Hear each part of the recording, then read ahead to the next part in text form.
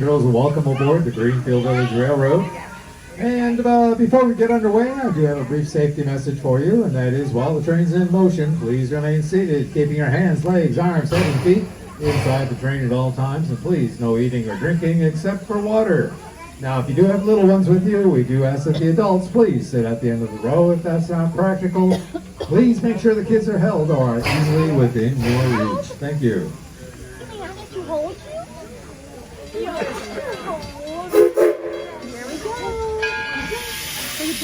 And as we get ready to leave Firestone Station, let's take your minds to our station masters, Bob and Pat. Thank you, folks. And we're now beginning a 30-minute tour inside perimeter Greenfield Village. We will be making 2 stops over the Susquehanna Station, which is where we're headed to right now. And we'll street before we come back here to the Firestone Station.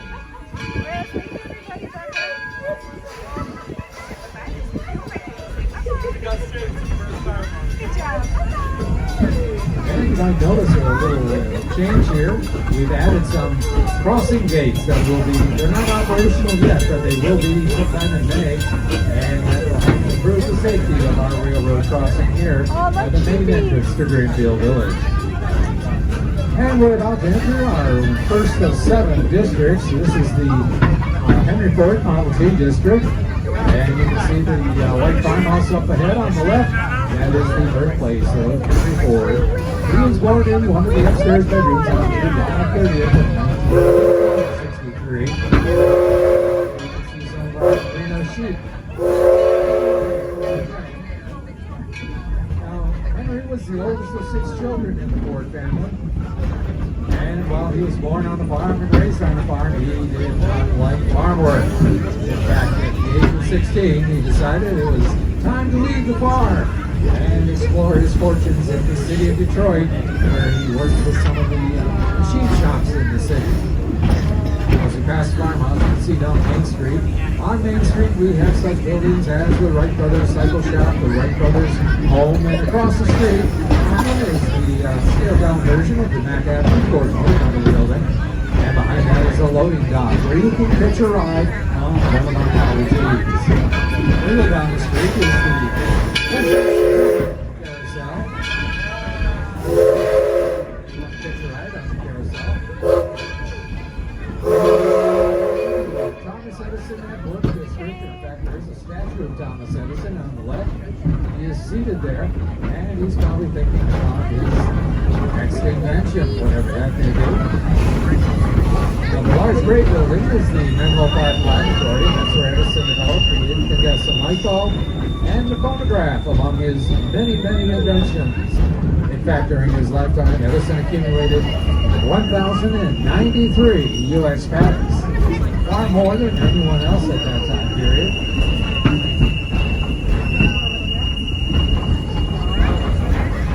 All that squealing sound you might think is from the brakes, but actually the engineer tells me it's from the wheels. As they're starting to get themselves back into shape on the long winter's rest. Now this mustard-colored building on your left is the Sarah Jordan boarding house. Many of Edison's unmarried male employees would stay there. It's also one of the first residents wired with electric lights.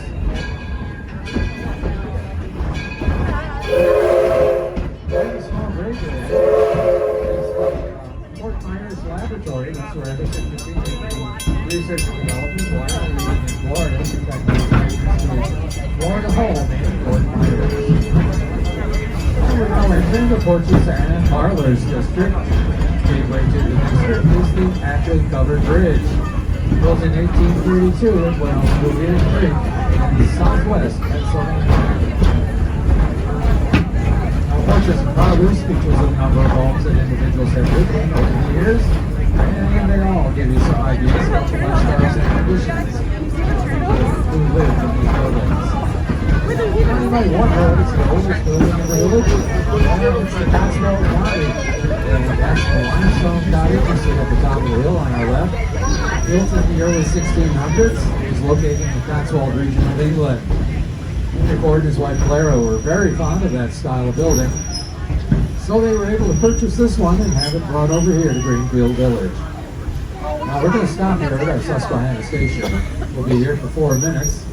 You'll be able to exit the train on the left, but let's wait for the engineer to blow. There's the whistle. It's now safe for you to stand and exit on the left-hand side of the train.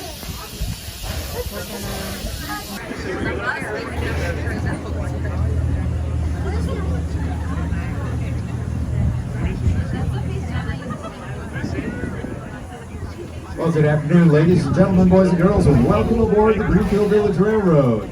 And for your safety, we do ask that you please remain seated while the train is in motion, keeping your hands, legs, arms, head, and feet inside the train at all times. And please, no eating or drinking except for water. Now, if you do have little ones with you, we do ask that the adults please sit at the end of the row. If that's not practical, please make sure the kids are held or are easily within your reach. Thank you.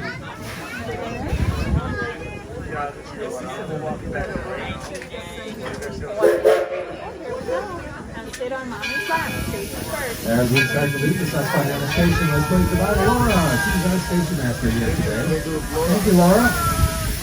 And we're now moving further into our porches and parlors district. And the white building on our left is the Susquehanna Plantation House. And that was originally built in 1845 and located in the Tidewater region of Maryland. It was part of a 700-acre plantation where they grew wheat, corn, wheat and tobacco. And they also had about 65 enslaved individuals whose skills and talents operated the plantation. Now, the reddish-colored building on our left is the Greenfield family home. This was built originally in 1640 in South Sudbury, Massachusetts. And 2 adults and 7 children lived in that building. And here's the Ferris windmill, the oldest windmill in the U.S. Now it's going through some repairs because a couple of the arms broke off, but we'll fix it. And here's the Dagger Farmhouse. Built in 1754 in Coventry, Connecticut. It's an example of rural colonial America.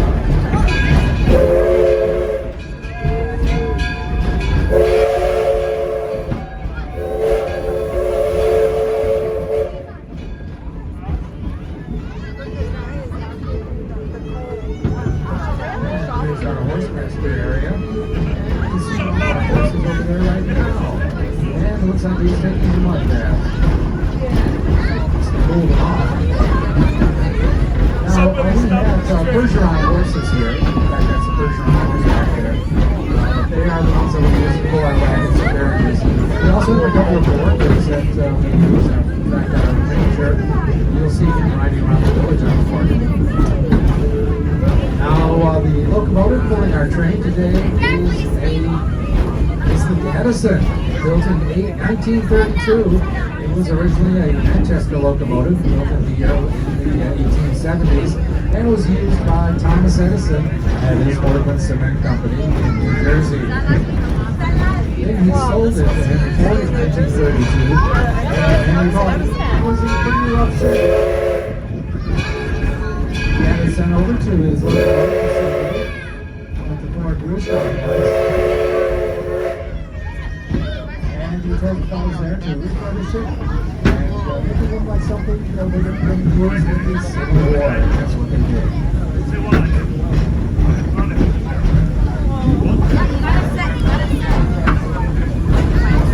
And I should alert you to the fact that when you're walking around Greenfield Village today, we do have our Model Ts running. We do have an experienced and trained crew. Workers who drive those Model Ts. Unfortunately, that crew is not working today, so keep your eyes open.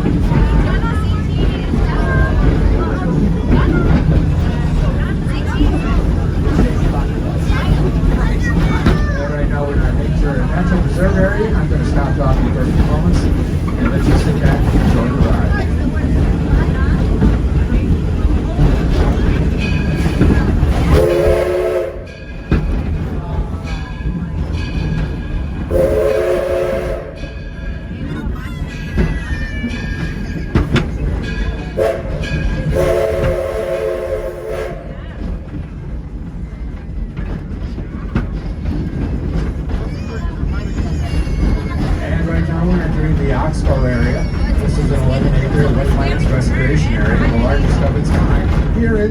Eastern Michigan. Here, the Henry Ford Law State and local units of government work to restore the Rouge River to its natural condition. And you can see a portion of the river on the right-hand side below us. And you might even see some turtles or perhaps some geese in the water down there. Or maybe some cranes or egrets or herons down there as well. There were some earlier. Now the Henry Ford has hundreds of trees in the area. And in fact, we now have a small herd of deer that roam the area here. Down there, raccoons, possums, and so on.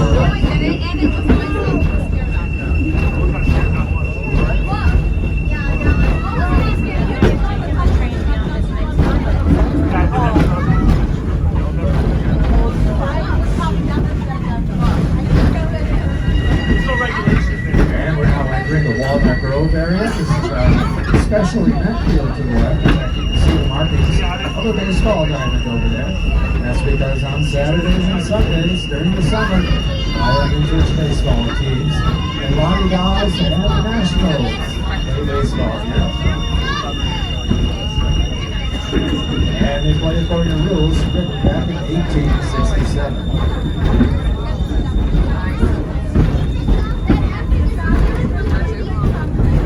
And we're now approaching the Henry Ford Academy. This is a public charter school that's open to students who live in Wayne County, Michigan. We have about 500 students who attend the academy in grades 9 through 12. The students are selected for the academy by lottery. Now the school does use a pre-collegiate program here, but they also encourage that the students learn by doing, and they work on projects throughout their academic careers. And we're now approaching a rather unique set of classrooms up ahead.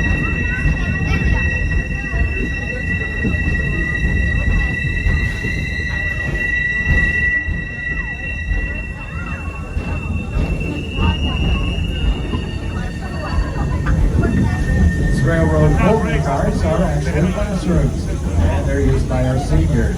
Here they'll take classes in math and English.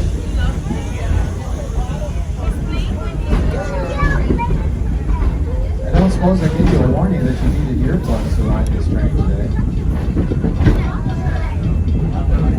Now here's the Swanee Lagoon to our left. This is the catch basin for water overflow.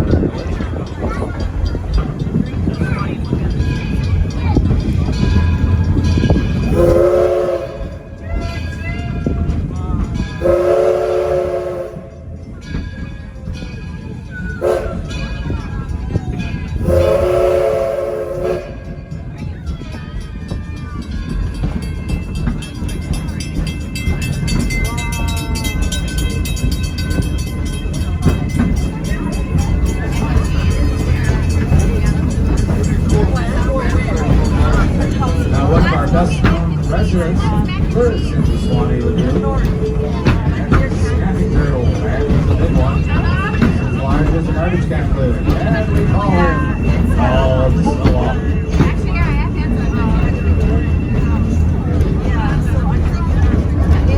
Now to your left, you can also see the Martha Mary Chapel on there. It's a non-denominational chapel that was built in 1929. Henry Ford, his mother, Mary Ford, and his mother-in-law, Martha Bryan.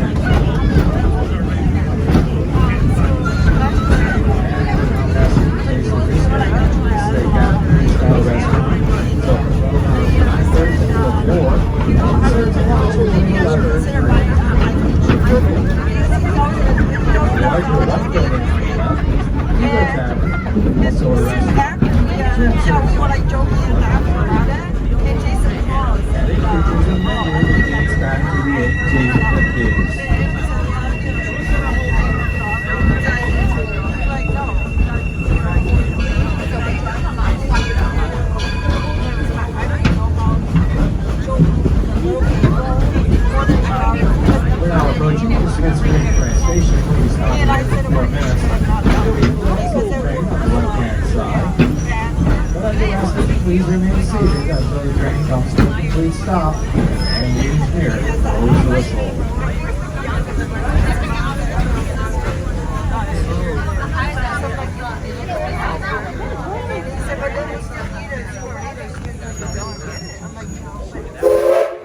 And for your safety, we do ask that you please remain seated while the train is in motion, keeping all of your body parts inside the train at all times. And please, no eating or drinking except for water while on the train. And finally, if you do have little ones with you, we do ask that the adults please sit at the end of the row. If that's not practical, please make sure those kids are held or are easily within your reach. Thank you.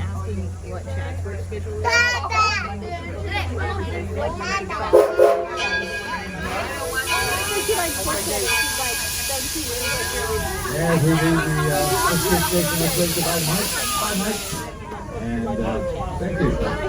And right now we're moving into our Railroad Junction district, and first thing you see here is our Smith Street Depot building. Built in 1858, it was located in Smith Street, Michigan, roughly 8.5 miles southwest of Port Huron and about 40 miles north of Detroit. And it was on the Grand Trunk Railroad line that ran between Detroit and Port Huron.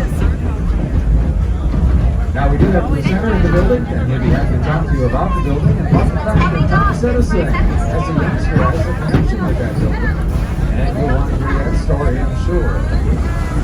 Now you see that open air building to our left, that's the vegetable building, originally located within Detroit Central Market in downtown Detroit. It was built in 1861, and they used to sell fruits, vegetables, and flowers in there until 1894. At that point, they closed it down, took it apart, and moved it over to Belle Isle, where they reconstructed it as a horse stable. And right now we're passing the Detroit, Toledo, and Milwaukee Roundhouse. This is where we service and maintain our steam locomotives and our rolling stock here in the village. And if you are to visit the Roundhouse today, it is open.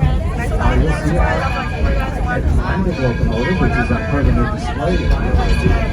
Now our Roundhouse was opened up in the year 2000 and was based on the Roundhouse that was once located in Michigan. That one was built in 1884. To our left, you look at Patty Works. We have skilled workers who do such things as glass blowing, powder making, weaving, and printing. And they also have a store that sells many of the products produced by our skilled artists. Right now we're coming into our working farm district. Here we have 7 acres that we plow and plant. Goes up to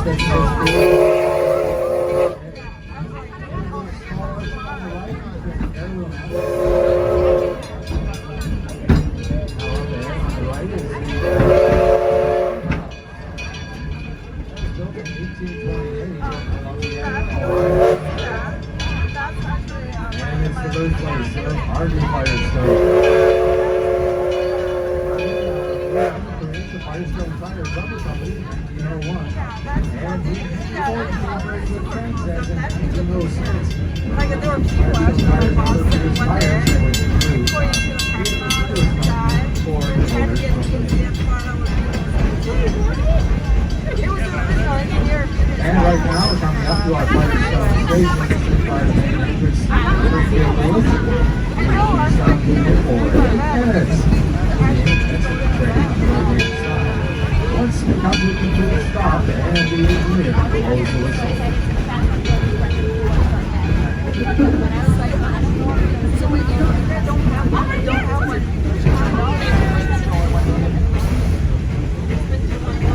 All right, please remain seated until the train is stopped, and the engineer, as I said, blows the whistle.